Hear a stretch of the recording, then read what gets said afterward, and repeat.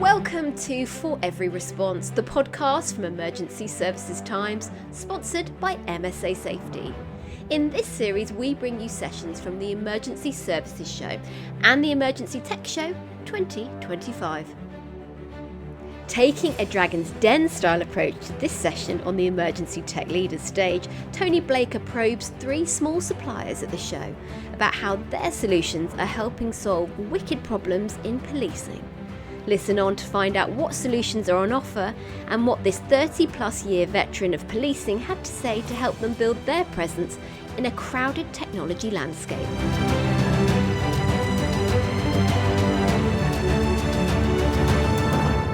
Our dragon is Tony Blaker, who's with the National Police Chiefs Council. And we've got Rich, Matt and Nick here who are going to pitch their ideas to Tony.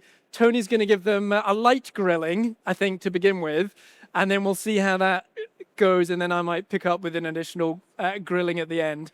So I'm going to hand straight over to Tony. Tony, take it away. Thank you very much. And what I've done is I've brought my little purple book from the Police Digital Service of Wicked Problems for Policing, which I may refer to. So we're trying to draw out some key points here as to why it's so difficult for innovators, for small and medium-sized enterprises to break into the policing market and provide new innovative technologies into policing, what the challenges are from their point of view and from our point of view. So I'm going to start off first with Richard, get your name right, Richard Blears from Everblue. And Richard's going to give us a 5-minute pitch as to what his product is, and then I'll ask him a few questions as if he was selling to us in policing. Yeah, thanks, Tony. That's great. So the wicked problem in policing that I want to solve is our ability to create high-quality statements for victims, witnesses, and police officers. Now, the question might be, well, why is statements a problem? They're probably as old as policing itself. It's our primary form of gathering evidence, but I think the problem exists for three key reasons. That's changes in the public, it's changes in the complexity and the judiciary, and it's changing in policing itself. And I'll expand on those a little bit if I may. From a public perspective, I'd suggest that 20 years ago, if you had to give a statement to a police officer, it's probably one of the most important things you had to do on the day. And I just don't think that's true anymore. Whether that's a reflection on a reduction in the trust and confidence that people have in policing or just challenges on time, I think we can all agree that engagement isn't there. So we have to take the opportunity to get that quality evidence when we do get it. In terms of the complexity and the judiciary, there are more offences now that police officers need to know, and they need to know more points to prove for each of those offences. And the judiciary are rightly expecting us to be better at capturing high quality evidence. So there's greater complexity there. And then when you move on to policing, there are a number of challenges that come together. Firstly, we know that demands on policing are higher than they've ever been. And we also know that the experience of our workforce is reducing. So when you bring those three things together, I would suggest that there's a real issue that we've got in being able to capture that high quality evidence. And a recent study showed that actually only 22% of victims were even given the opportunity to give a statement. Now, whether or not that might have resulted in a conviction, I think we can certainly draw some conclusions about what that might mean for victim confidence. So what does my app in Statements actually do?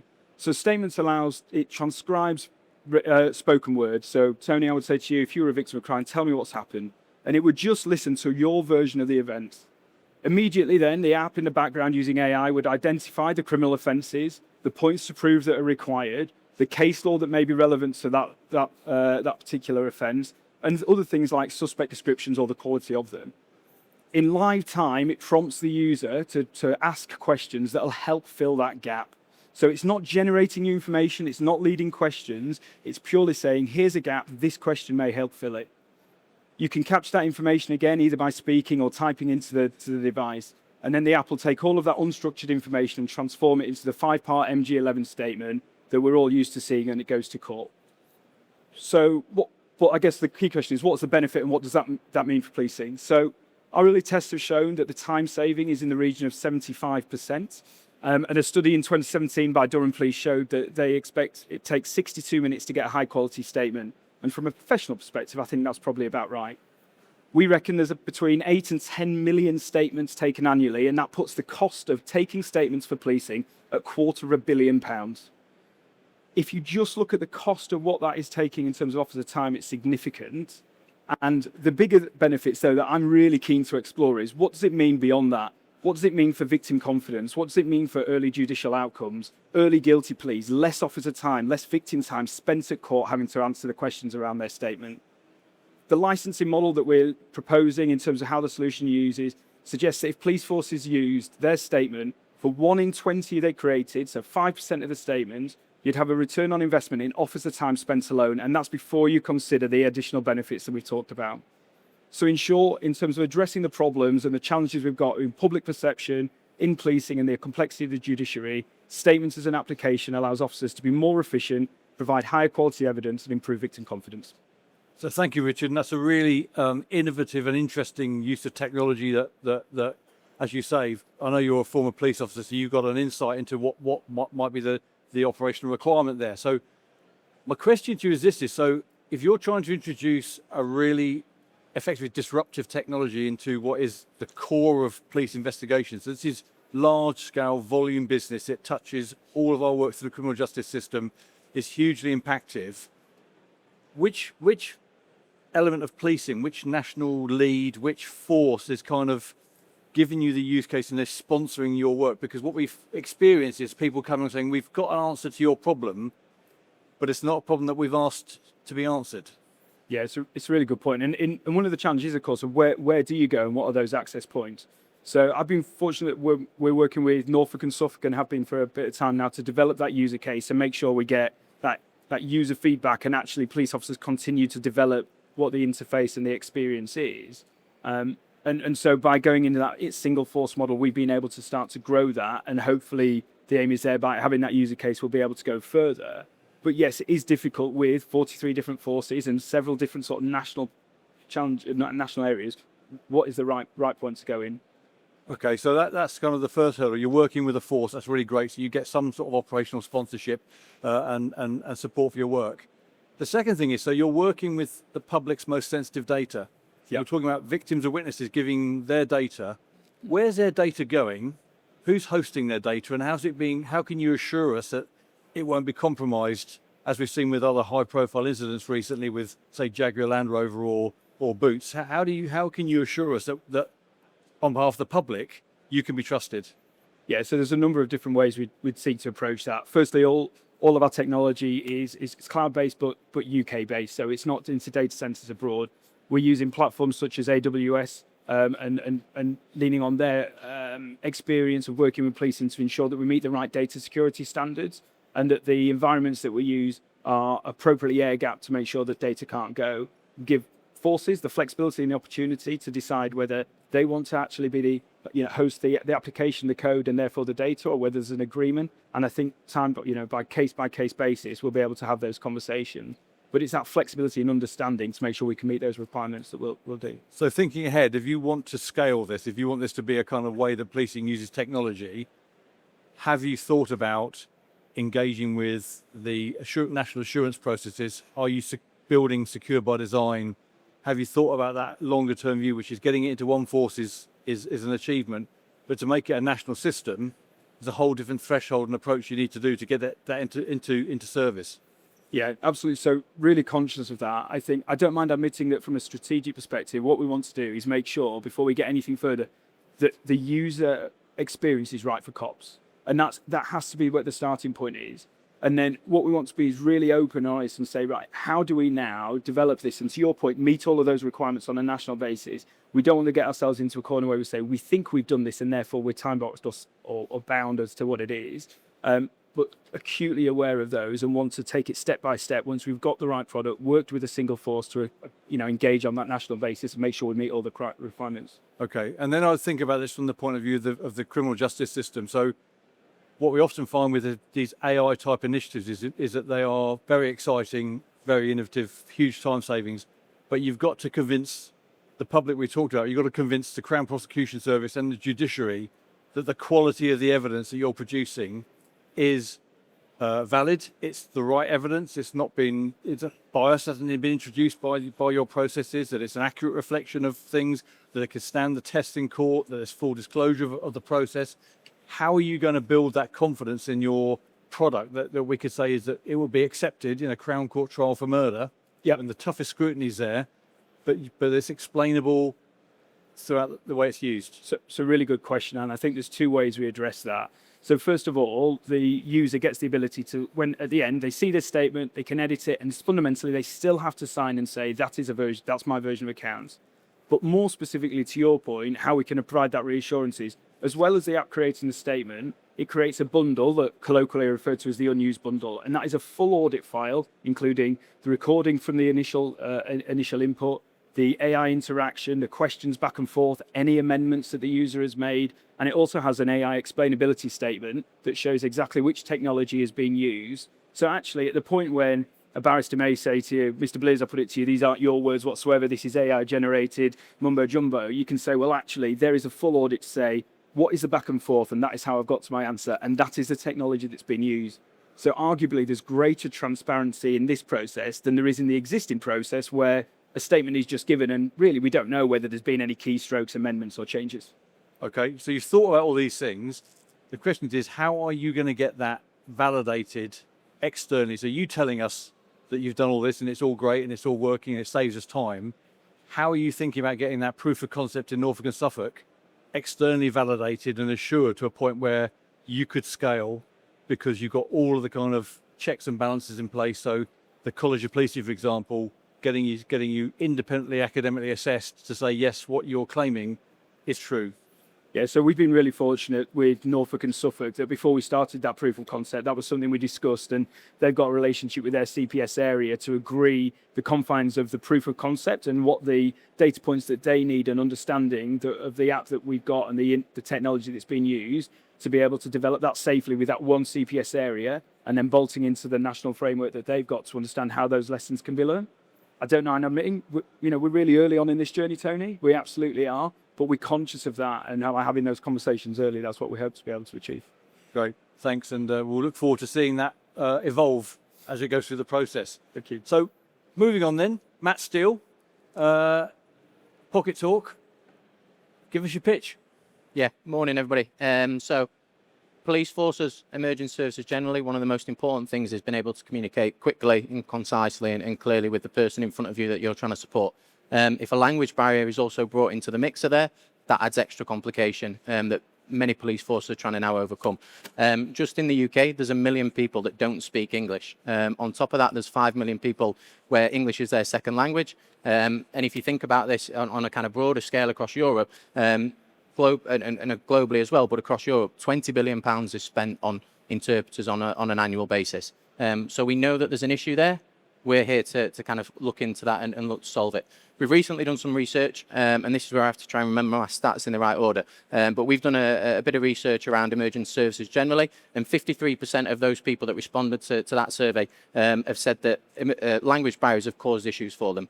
36% of them are saying that compromises the safety in those circumstances. And 17% of people say that they encounter language barriers on a daily basis. So we know that this is a problem that police force are encountering on a daily basis. What Pocketalk is looking to do is offer a solution that is different to what's already available. So in today's world, what most police forces will do is resort to a human-based interpreter, whether that be over the phone. You're not really going to get one to come to site too often, which is a logistical nightmare, is the feedback that we get. The alternative that a lot of police officers share with us is that they resort to something that's uncompliant, such as a Google Translate or a free application that's based on their mobile phone, which has a range of different complications. Pocketalk is here to plug that gap of exactly that need for people. So what Pocketalk does essentially, we do two things. We either provide a purpose-built translation device or an app-based solution that can integrate into existing hardware that you guys already have. Within this allows you to be able to facilitate a two-way conversation instantaneously. I'm going to try and do a demo here, so bear with me. Hello, how has your day been so far?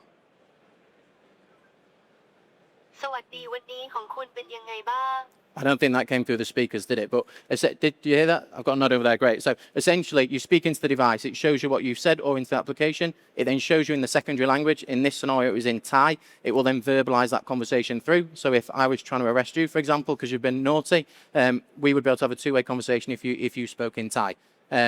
The backbone of what Pocketalk does is the security side of things. So none of the conversations that I had through a Pocketalk device are track traced or stored anywhere outside of the individual device, which is obviously extremely important in the scenarios that we're talking around here.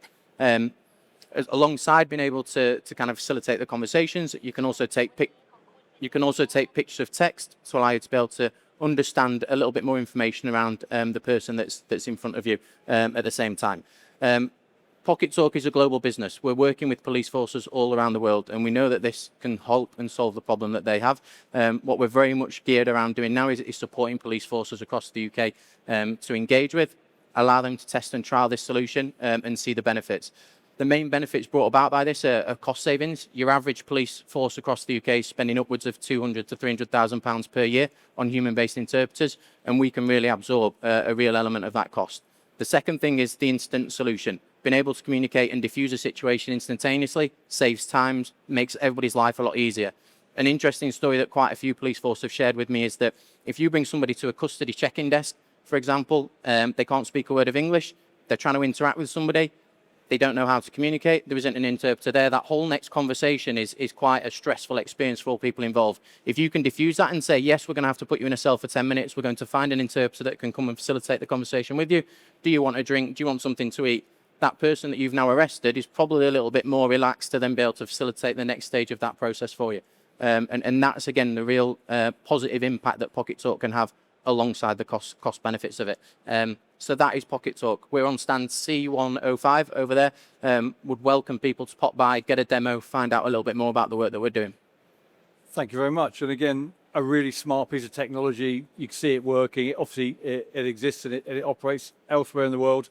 I kind of guess, for me, the first question saying is, you alluded to it, which is translation technology is not unique to your company. So we can go on our smartphone, as you say, and if you're not recording it, if it's just for bridging that gap, why wouldn't a custody officer just get their smartphone out, go to Google Translate, type in the question and do it like that? Why would we buy another capability?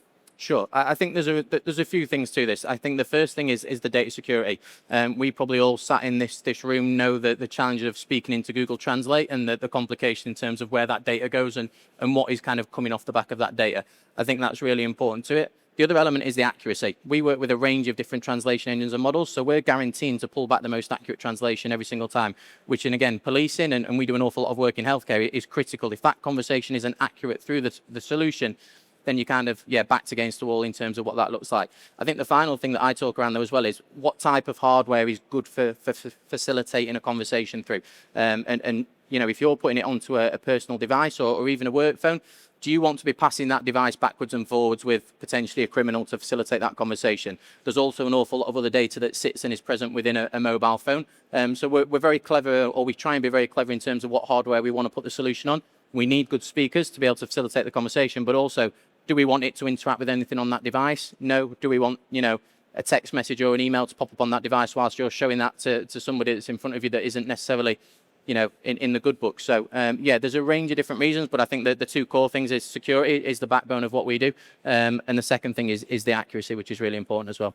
Okay, great. So you've kind of alluded to a couple of use cases there, where scenarios where you might want to use this technology. How have you engaged with policing to work out in the UK where, when and how we might want to deploy that technology? So in my mind, you think about the control room where someone rings up on a 999 call or on a 101 call, can't speak English very well.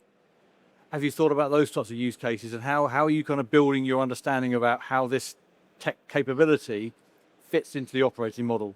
For sure. And I think what we very much look at now, whether that be in policing or healthcare, we want to holistically look at the challenges, and the challenges are faced in a range of different scenarios. You've alluded to it. The first touch point might be through a 999 call. The second touch point might be an officer out on the street. So they need a solution in the palm of their hand to have that instant conversation. The other scenario that I talked around is like in a custody area or within prison. So we're doing an awful lot of work within the prison system in the UK and also over in Ireland at the moment, and obviously elsewhere around the world. Because again, it's all right arresting somebody and putting them in prison, but they still need to be able to then facilitate those conversations with them on a daily basis as well. So we very much try and look at the whole journey of what are those different touch points that you alluded to, Tony.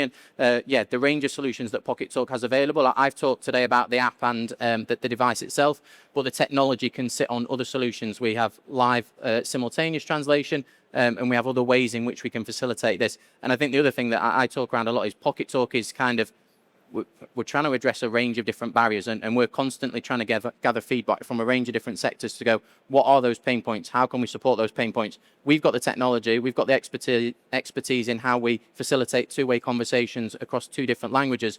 It's then about how do we work with organisations to integrate that in the way that works best for them. Okay, and a final question for you.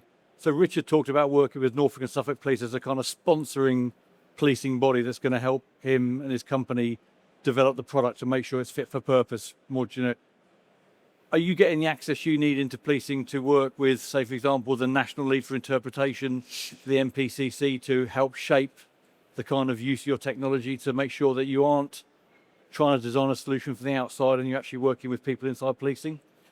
Right now, the honest answer is no. We're trialling with a number of different police forces across the UK and also over in Ireland and Northern Ireland. And we're starting to gather some real interesting feedback and a real good use case.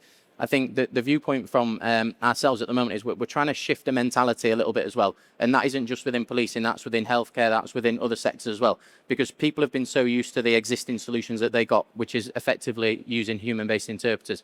So we're trying to shift the mindset and offer somebody an alternative solution that they've not thought about. And I think that's the big piece of work that we're doing at the moment and starting to break through those barriers of getting to those people that now go, yes, I get this. This makes sense. This is something that can actually support us. But it's almost trying to change people's mindsets. And that's really interesting from our side. But I think within policing, we're just slowly starting to break down those barriers. So it kind of feels to me like you're trying to push this uphill from the bottom up, and perhaps that accessibility into policing's national structures is not visible or accessible to you to enable us to work out, well, actually, is it the right type of technology? And how can we help you accelerate that kind of development? But you've got to do it the hard way. Yeah, and I think that's why we do events like this, to talk to people and introduce the solution to them. But yeah, 100%, I think, not just within policing, but I think if you think about healthcare as well, it's an upward battle to try and get those conversations. I think, again, we need a mindset shift nationally in terms of embracing technology, embracing solutions that can add real value, and having teams out there. And I guess, Tony, you're part of this as well in terms of looking for solutions that can solve problems, and then taking those solutions and working with the companies that are providing those solutions to test them out, integrate them, see if it adds the value that we think it does. Thank you very much. Thank you.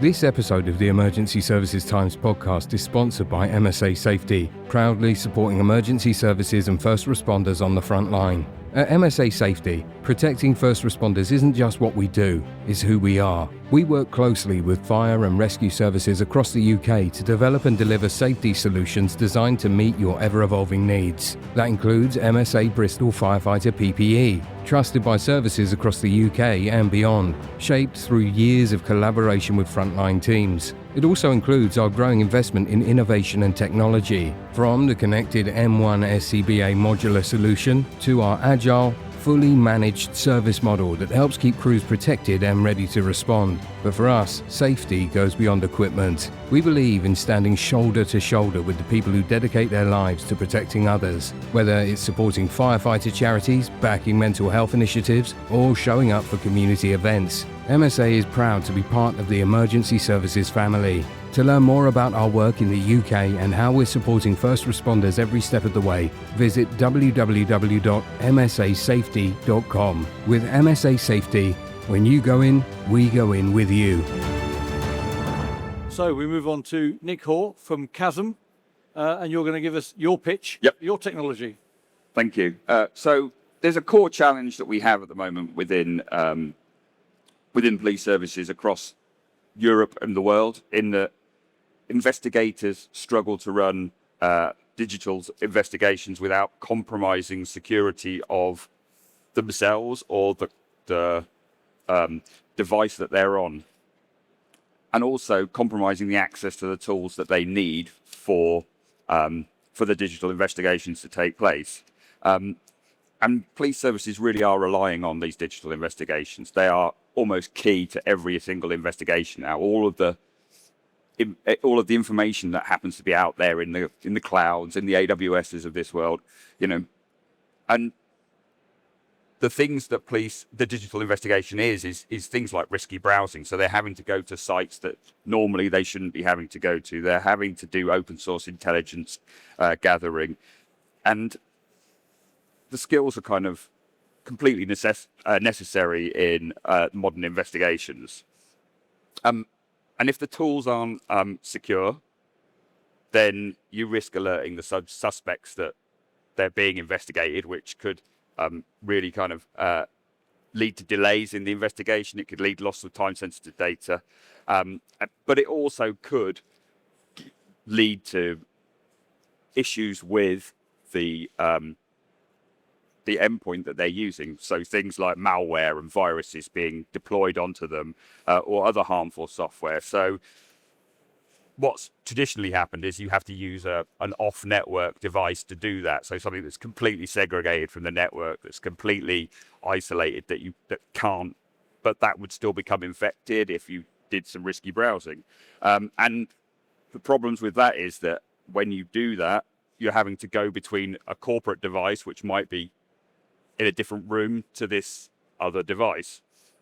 And even then, things like VPNs or Tor only protect network anonymity. It doesn't really protect things like browser fingerprinting, or the incognito modes just don't do that. So, and they're ineffective against things like tracking and attribution. So this is where Kasm Technologies comes in. We are a American-based company out of McLean, Virginia. Our biggest customer is the US Department of Defense. We have a number of police forces across the world using us in the USA, in Canada, in Australia, and in Europe. We provide a zero-trust web-native intermediary that enables you to do all of this investigation, all of this digital investigation from your normal corporate device, but very securely, with no possibility of that malware getting back to you, with the managed attribution that's needed to enable you to do that investigation. It's basically the session, once you've finished doing what you're doing, is completely destroyed and no remnants of that remains at all. We support key sort of software packages like Hunchly and Maltego and Kali Linux that enable you to do all those digital investigations and that OSINT. And it gives you that seamless user experience, so that rather than having to, as I said, rather than having to go between different devices to do different things, you can do it all on the same device. We've been trusted, as I said, we've been trusted worldwide by all sorts of different entities, all sorts of three-letter acronyms across the world. If you think it's got a three-letter acronym in the USA, then it's probably one that we use. And we provide that sort of ultimate protection from attribution and cyber threats. We have a very flexible licensing model, which is important because we're very aware that, you know, police services across the UK and across the world are very financially impacted. So being able to get rather than having to give everybody a license to this, you can be very selective about how and when you give people licenses for this product, so that you can use your investment in software well. Okay, thank you very much. So some very capable technology there that's obviously addressing a problem. If I'm sat in a force or an investment committee and I've got no spare money, so all of my budget's committed for this year, it's all committed for next year, I've got no... You're offering me something that I might be interested in from a kind of theoretical point of view. That sounds like a good thing to have, but it's not something I have now, and I'm running my business as I am now without the kind of consequences you're describing happening to me. So how are you going to build that kind of value proposition in the minds of someone like me to say, I need to stop spending money somewhere else and invest it in this? You are spending that money now, really. That's the thing, is you've already got a core of these devices that you're having to support, manage, maintain, control, that you are running that digital investigation on, that you could repurpose for some other devices. So we're saving you money by the infrastructure that we're putting in, but also being able to, in essence, give that access to the right people at the right time, and reduce infrastructure costs as a result. Right. So have you kind of got a a proof of concept, so a case where you can point us to that says, in this organisation, by putting our technology in, we effectively gave you the benefits Yes. you set out, but we actually managed to free up the cash to pay for it, revenue money, to pay for it on an ongoing basis because it's actually a cheaper and better way of doing it. Yeah, absolutely. So there's definite use cases around, certainly all over the world, and certainly with different use cases from different areas. So there's a company in Finland that have done very much this and saved huge amounts of cash as a result of migrating away from traditional infrastructure into Kasm and into other providers.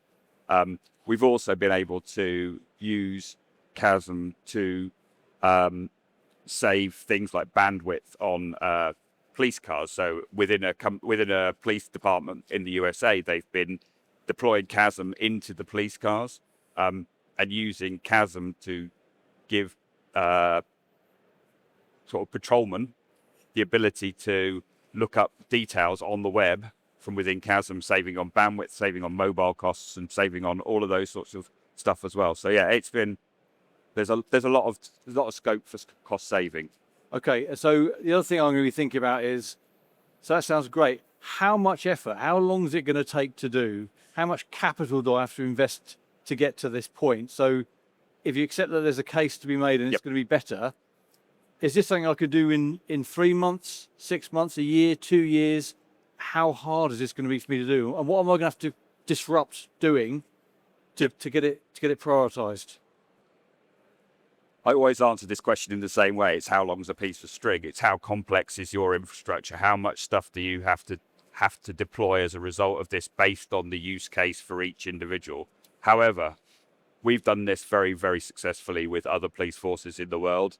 Our solution is designed to be both infrastructure lean and quick and easy to deploy. So that's the point, is that it's all hosted internally by the police forces. So there's a lot of data sovereignty issues that would go away because they are in essence being hosted internally. But we are exceptionally lean from an infrastructure perspective, and we can be deployed quickly and easily.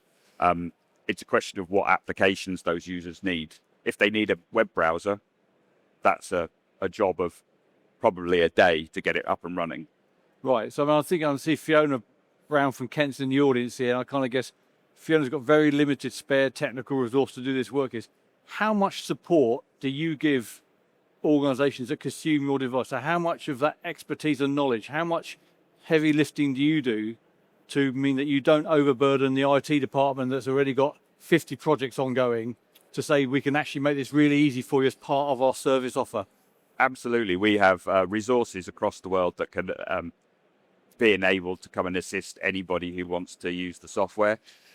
As an example, with one of our customers, they've seen a reduction in their support calls there. So based on the difference between using Kasm and using other services, they've seen a much decreased reliance on their support by about 50% as a result of using Kasm. So Kasm actually makes them less support calls, less ability to have to be going out and chasing down things like broken printers and broken PCs because of the way and the flexibility that it works. Okay, so last question. If you could have one ask from policing on a national basis, because you've got a product, you think it's got great value, you think it's affordable, you think it's going to give us great benefits, greater security, etc. It's not rolled out to every police force, which I guess is what you'd like. What do you need from policing to enable you to make your offer stick? Okay, so it is rolled out to the National Crime Agency. We would ask you to go and have a try of it. We give away a free version of it on our website. So you can go away, you can test it yourselves. It's 4 lines of code that you need to deploy it. And it's deployed within 10 minutes. And at that point, you can play with it and test it yourself. And we know it works. It's worked across the world for other police forces. We would heartily, please go and try it out. Please go and test it yourselves and show that it works. Or come and see us on our stand, which is over there in the corner, and we would love to give you a demo of it. I'll show you exactly how it works. Thank you very much, and thank you all for your presentations, answering the question. But I'll hand back to Rich to wrap up the session. Thank you. 3 really interesting ideas there. I would love to hear if there's any questions from the audience. We do have a microphone we can bring around, so do stick your hand up. But first, I'm going to ask a few questions. I'm going to come to you first, if I can, Rich. Part of me is really attracted to this idea. My handwriting is just absolutely atrocious. When I was a police officer, the slowest part of my job was physically writing those statements. But then there's another part of me that thinks, well, all this, focus on transcribing, blah, blah, blah. And actually, the human communication to get a good quality statement is really important. If someone's thrown a brick through your window, that's one thing. But if you're trying to get a good quality statement from a domestic abuse victim or, a victim of a sexual assault, and you really need to make sure you ask the proper questions. What did the person look like? Oh, average height. No. What color was the hair? Can this transcribing software, you say it's going to nudge people to fill in the gaps. Is it really going to do as good a job as a good, well-trained cop or detective? So I actually think it'll improve it. And the reason I say that is it's taking that thought process away so that as an individual, you can focus on your victim of crime. If in that instance, it's listening to the conversation in the background, and it is being that extra support for you to say, these are the questions. So you can identify those points and then engage in exactly the way that you've talked about. The other point with the app that we're using actually is there are times when there's certain victims of crime and the last thing they want to do is sit in front of a police officer and replay everything that may have happened to them. So we're looking at a victim version of the app that will help guide them through that in their own time, in the comfort of their own home, and it still gives the ability to actually, gather the best evidence from that. So I think there's 2 points. I actually think it improves it. I genuinely do. People are used to sort of mobile phones or devices being around, and it allows you to focus on the victim while it does the legwork in the background. And also then there's a sort of counterpoint, another alternative where people can use it when they don't actually want to replay it on a face-to-face basis. One of my other concerns is around transcribing. I mean, I've lost count of the number of times I've dictated a text message to my wife while I've been walking the dog or something. I've looked at it 5 minutes later. What the bloody hell did I actually say? Is it good quality? Because you're going to take this to court ultimately. And as you were saying, a barrister is going to look at this and say, well, did you really say this? Yeah, so there's a few sort of safeguards that sit around that. First of all, we can look at the accuracy of the transcription, and we're using different technologies and testing them all the time to see where they're the most available. The second thing is at the point it's being transcribed, that's the first point of intervention from an individual where they can review it and say, actually, is what I said they're correct. And the third point is that when the AI assesses it, it also looks for those errors and can highlight them in the statement at the end. So there's a number of interventions where it is just trying to make sure that you've got that opportunity to correct any of those issues. Unintentionally related to what Matt was pitching, what about not just languages, but dialects? So when I moved from Aberdeenshire, where people speak Doric, to central Scotland and put on a police uniform, I had to learn a completely different dialect of Scots to understand what people were saying to me when I took their statements from them. Is this only good with received pronunciation, perfect Southeast English? No, is the short answer. You've got, it can deal with different dialects. And actually, if there was such strong dialects, so if we were going to Police Scotland, something of that nature, then we can actually tone the model to say that more often than not, you're going to be hearing a transcription from someone with a certain accent, and therefore it's more likely to be accurate in those environments. So I'm pretty confident in the same way that technology, whether that be something you use in your home, a smart speaker or something, tends to get what you say, this Apple does exactly the same. Okay, great. Thank you. Right. I'd like to move on to you, Matt, and I want to pick up on that dialect point because you were talking about translating languages, but up and down the length and breadth of the UK, whether it's Islay or Cornwall or Dundee, people speak different versions of just English alone before you add Urdu and Thai and whatever. How does Pocketalk address that? Yeah, so accents are absolutely fine through the device. We've obviously extensively tested that in the UK. I think in terms of the different dialects, language is very complex. We're doing a lot of work, for example, on the Arabic language at the moment, because there's such a range of different dialects within the Arabic language. To be completely honest with you, as of today, we have the purest form of Arabic on the Pocketalk device, but we're going to expand that and add further, complex languages or dialects within that. But I think what I also talk around as well is if you're having a conversation through a device, the way in which you communicate changes. You're not talking like you are talking to your mate down the pub. It gets to a point once you've used the device in a few scenarios where you get used to speaking quite simply, quite clearly. You're not using, nuanced language, or you're not using slang as such, because that's a lot of feedback we get. People are trying to use words that aren't necessarily even in the English dictionary to talk through the device. So you've got to remember you're talking to a device, you're not talking to your pal down the pub, and that's how the conversation flows. But yeah, we're adding new languages, new dialects all the time. As of today, we've got 92. The key thing with this, though, is we'll only add something onto the solution once it hits the accuracy threshold that we're comfortable with. So we could go and put 300 languages on there and kind of cater for every single language that's spoken in London. But we won't do that because there's not the models out there yet that have the level of accuracy that we're comfortable with globally. So that's very much part of the conversation that we have. The last point as well, I'm conscious I'm waffling a little bit, is that we're not against going and building language models ourselves. So our American team and our American market is the biggest market for Pocketalk globally. They have an awful lot of immigration from Haiti. So Haitian Creole is a language that's become a real challenge across education, across emergency services, and across healthcare over in the States. Pocketalk is the only solution globally that allows a digital version of Haitian Creole to be able to be communicated in two different ways. So that's some of the feedback I'm gathering in the UK at the moment is, what are those next languages that are a real challenge for us in the UK? How do we then integrate that into the model? Is it that we can tap into something that's already in existence, or actually do we want to go and build that from scratch and integrate it into the solution? So yeah, we're trying to be as forward thinking as we can to cater to all the different needs and challenges that people have.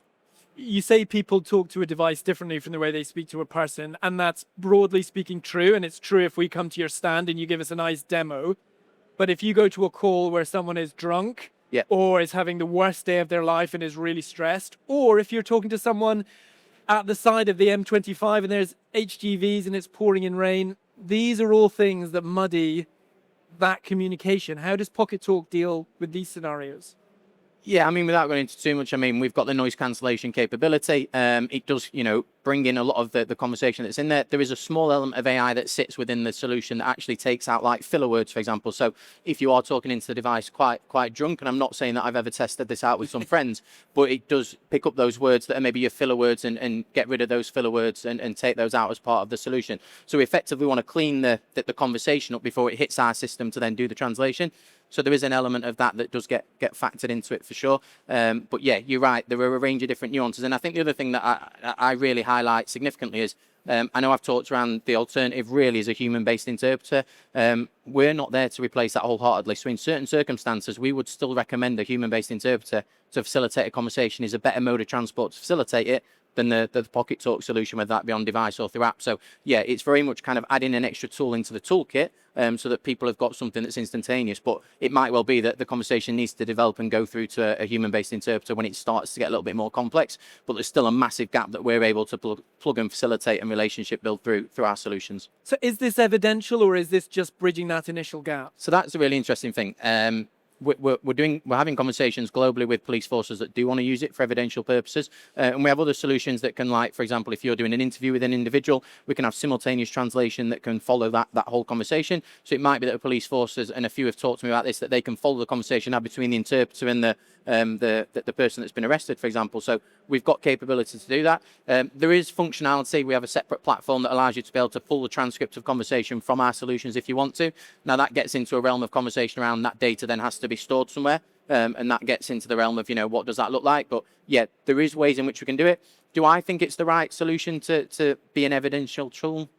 I don't know is the honest answer. I think that's something we want to test out. But I think, yeah, it's another tool to have available that can do some of that transcript as well. Final question to you. Wouldn't it just be easier to license something that already exists, whether it's Google Translate, whether it's the new AirPods that do live simultaneous AI translation? Yeah, great question. I think it comes back to what I alluded to earlier. It's the accuracy piece. If you're using a single solution or a single translation engine or language model, you're only getting one element. So if you take Google Translate, for example, Google Translate is the best in the world at translating from English to Spanish. Google Translate is not good at doing from English to Arabic, for example. So you need another language engine or model that you can tap into. how our solution works broadly is you speak into the Pocketalk device, scans the range of translation engines and models, pulls back the most accurate translation. So it does very much come back to accuracy. The other thing with things like the AirPods is, how do you facilitate a conversation with a criminal through AirPods? And that, again, it's the logistics of, we want to look at it holistically and go, do you need a device that's purpose-built that we have available? Do you want an app that sits on a tablet or a mobile phone? It's trying to navigate that solution in terms of where's the touch point and where's the pain point. How do you then do it? And I think the final thing is it's the range of languages as well. That's really important. A lot of solutions are bringing out this at the moment, and I think that's great. We want more people to be talking about this challenge and problem, because that means that there's a market out there for us to kind of go out there and attack even further as more people go. As of today, I think Apple have got, 12 languages available? So I know they're very much developing it, but again, it's great that they're coming into the market as well. Yeah. Okay. Thank you very much. Nick, I'm going to push slightly harder on what Tony was going on the kind of, if it ain't broke, don't fix it. Because you said you're already working with the NCA. Why do all 43 police forces need this? If they're dealing with something that's that serious, they're going to either pass it to the NCA or the security services. And if it's not that serious, then they're not at that much of a risk to use their own device already. I would say they probably are at risk. I think the risk is exponentially more than people realise when they're trying to do things like digital investigations.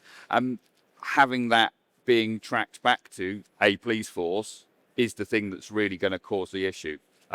Because the suspect himself, even if it's a petty crime in inverted commas that the NCA wouldn't necessarily want to be dealing with, it could get tracked back, and that criminal could flee, could just go kind of thing. So absolutely, there's definitely a need for that managed attribution, being able to look like you're not coming from the police force, that you're coming from somewhere else, and that you're investigating someone on Facebook, but they can't tell who's looking at them. So absolutely, this has got it's not just for the big stuff, it's for the small stuff as well. So that's where we see that being. There's a bit of a technological arms race, and if you're dealing with a small scale-ish criminal, fine. But if you're dealing with someone who's a big player, I'm thinking of the people behind EncroChat, for example, or potentially even something that is state-sponsored, they're going to be constantly developing new tools, new weapons to use online. How does your team stay ahead of that? So our CEO and CTO are both cybersecurity, defensive cybersecurity and offensive cybersecurity specialists. So they, from our CEO and CTO down, everybody is well versed in how these technologies work and how we can bring the best to the table. Basically, that's how it works. Okay. Does anyone have any questions on either transcribing statements, live translation, or investigating digital forensics? We can get a microphone to you. Good morning, Neil Watford from Kent Police. I've got a question for, I think it's Richard, with regards to the transcription of the statements. I'm really interested in the engagement you've had with CPS. Obviously, we've quite a progressive force. We've got some really good ideas around this type of thing. The one thing that's holding it up is around getting that into the evidential chain. So I'm really interested in seeing, the conversations you've had and what that looks like locally. Yeah, so a couple of things. More than happy to obviously have a chat in a bit more detail afterwards. CPS has its own challenges in the same way that policing does, in that, there's different CPS areas who sort of, have different rules and different ideas of how they want to move this forward. I think the challenge we've got is being able to use that in a relatively small area, get those guardrails in terms of how it can be introduced. What is the explainability? That's the key thing, is what is the technology that we're using, and that transparency is really important. The end thing, and one of the key arguments that we make, is if an officer takes a statement at the moment and that is presented to the court, but it's signed by the victim, there's still an element of transformation of the actual original note to something that's court ready.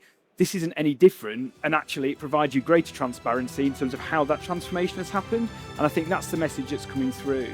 Please join me in thanking Nick, Matt, Rich and Tony from the NPCC. Thanks for listening. Remember that by taking time to learn from our speakers, you can earn CPD points from our partner CPDme, so do check out the link in the show notes. Our thanks to MSA Safety for their continued support for our podcast, and Smart Digital for producing this series. If you enjoyed this episode, be sure to subscribe to For Every Response, the podcast from Emergency Services Times.